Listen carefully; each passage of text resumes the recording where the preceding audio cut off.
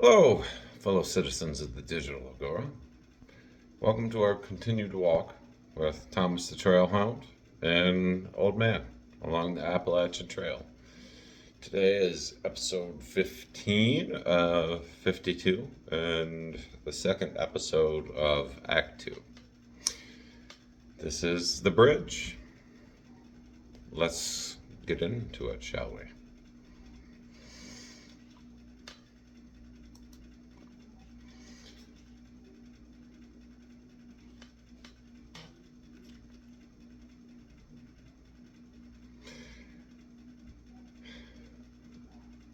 The morning after June. Thomas. There's a particular kind of morning that only exists after you've been fed by someone who didn't have to feed you.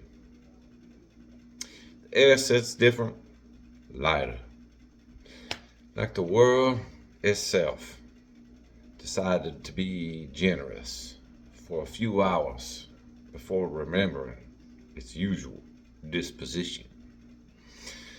We left June's cabin just after sunrise. Her standing in that doorway, apron still on, two fingers raised like she was blessing the trail itself. Maybe she was. I didn't look back long enough to be sure, because looking back too long has a way of pulling a man off his northward heading. The old man walked easy, not fast.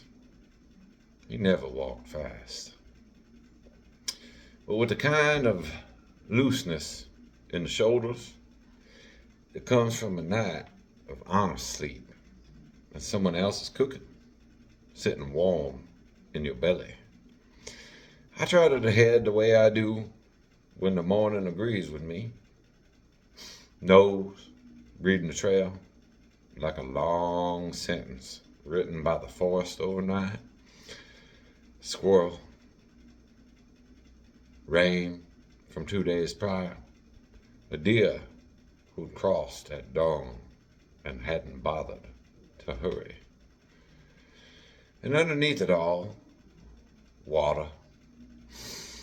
Not the polite trickle of a mountain stream, something wider. Something with weight and attention.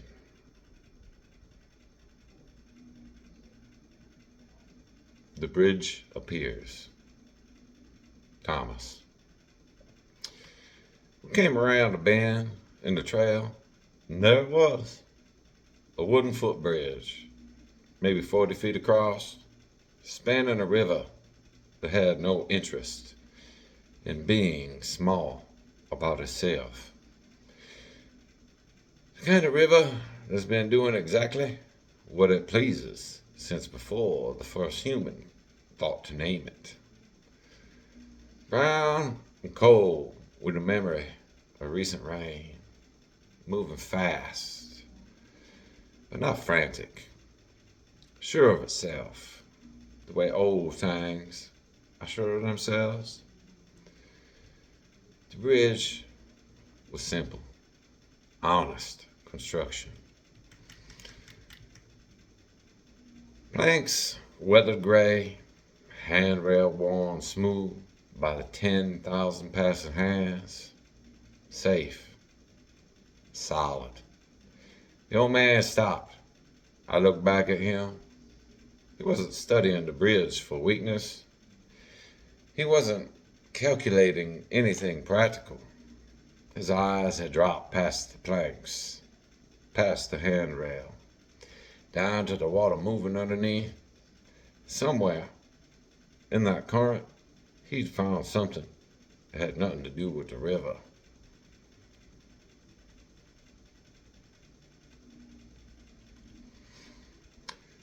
I've learned to read his stillness the way you learn to read the weather.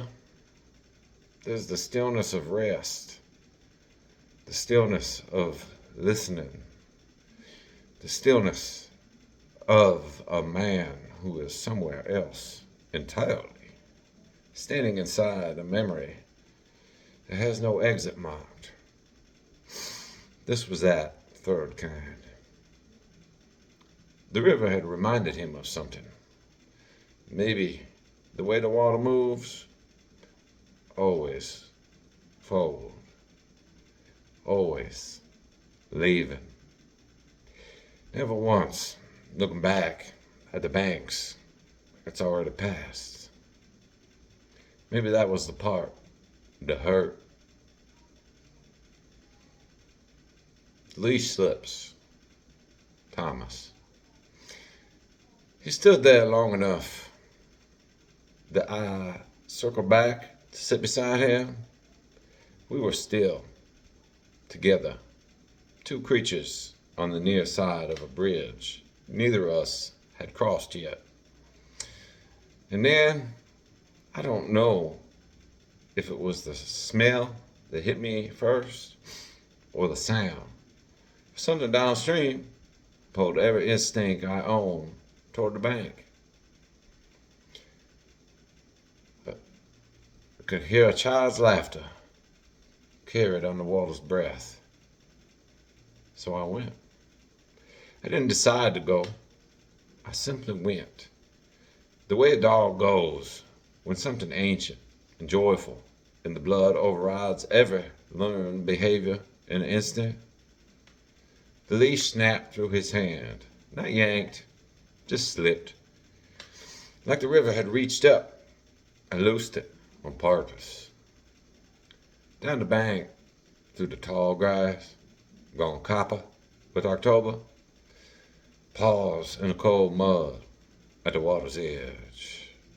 And there he was, a boy, maybe 9 years old, maybe 10, sitting on a flat rock that jutted up over a quieter pool, just downstream from the bridge, where the river slowed itself into something more patient. A cane pole propped between two sticks, a tin can of worms besides him, bare feet dangling over the water, not quite touching. He looked up at me without alarm, like a hound appearing out of the woods at his fishing hole was exactly the kind of thing that happened on a Tuesday. "Well, hey there," he said. I wagged. He laughed, a particular laugh of a child who has just received an unexpected gift from the universe. Held out one hand, fingers curled, the way you would when you offer yourself to a dog you haven't met. I put my nose in his palm. He smelled of worms and river water, peanut butter, and the specific fearlessness of a child who has not yet learned the world requires caution.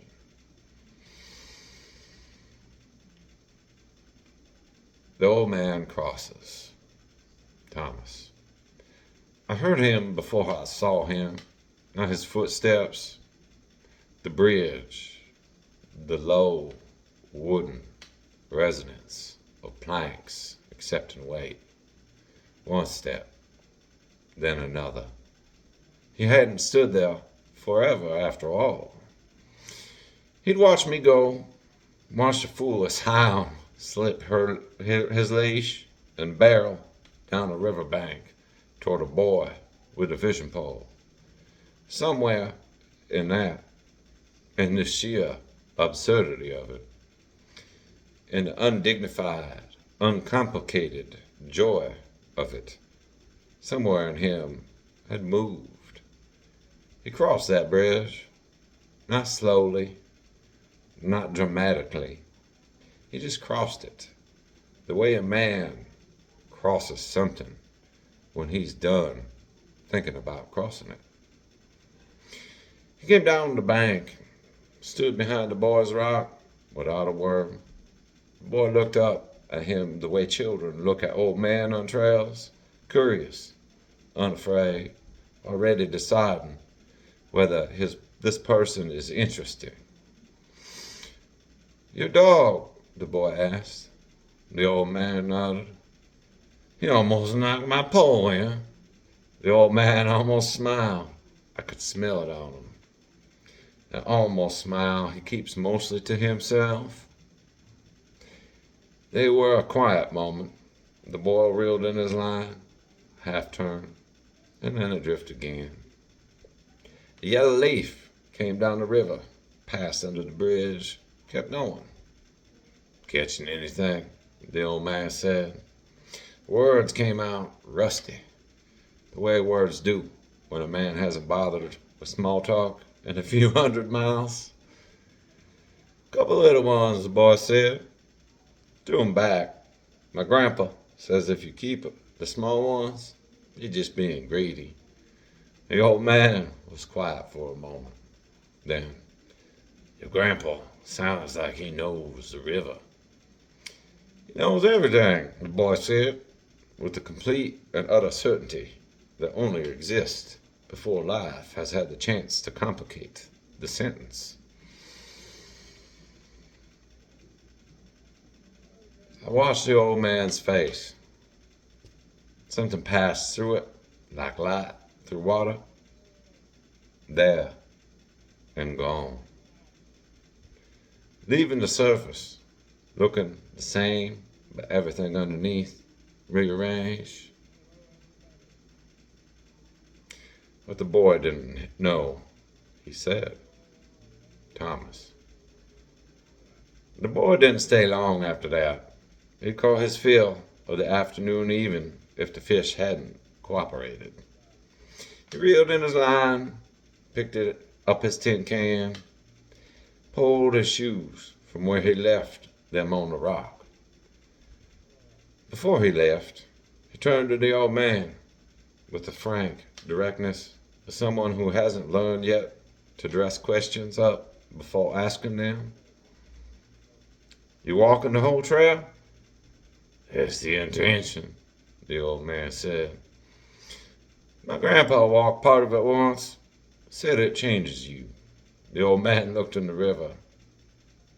It does, he said. Does it hurt? Long pause. The kind that has real weight.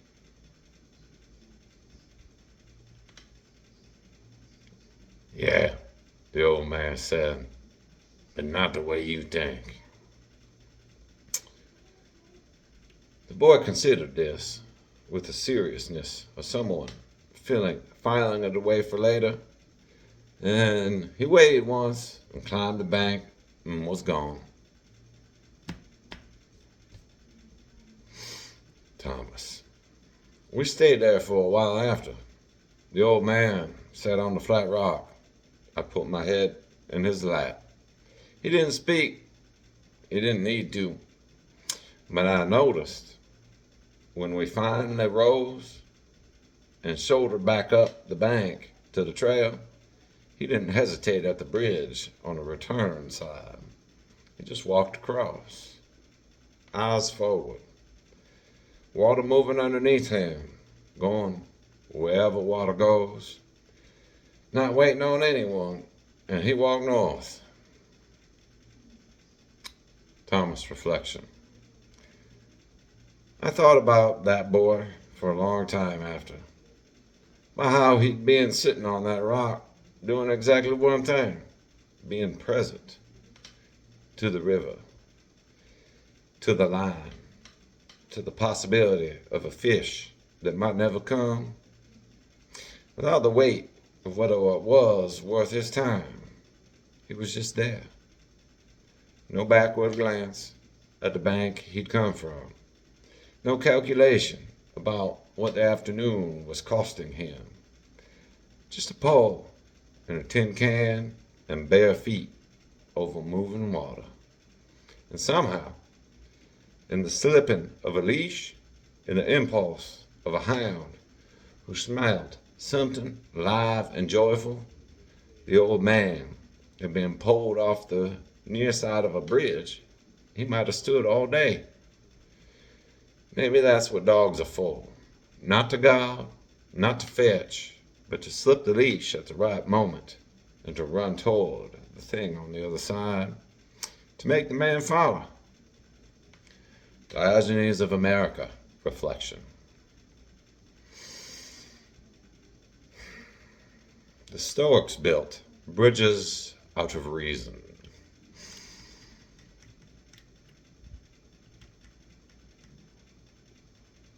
The Epicureans built them out of pleasure.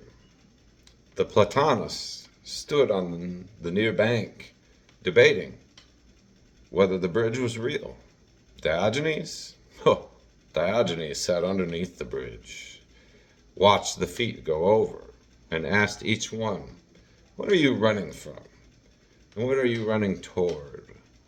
And do you even know the difference?" Most people never cross the bridges that matter, not because they lack the courage, because they stand there too long. Turning the crossing into a philosophy when it was only ever meant to be a step. A child sits on a rock and fishes. He doesn't fish because he's solved the question of impermanence. He fishes because the river is there, and the morning is quiet, and the worms easy to find. That is the whole of the wisdom, friends. That is the entire Library of Alexandria, condensed into bare feet over moving water. The grief you're carrying, it isn't a bridge, it's the river underneath. You don't cross the grief. You build something over it, and you walk across. And the river keeps moving the whole time without your permission and without your help. That boy's grandfather was right. Keep the small ones and you're just being greedy. Let them go. Watch them catch the current. Pick up your pole and fish again. The trail is long, the water is cold, and somewhere on the north side of every bridge you've been afraid to cross, a dog is already there, tail going, waiting to show you what you almost missed.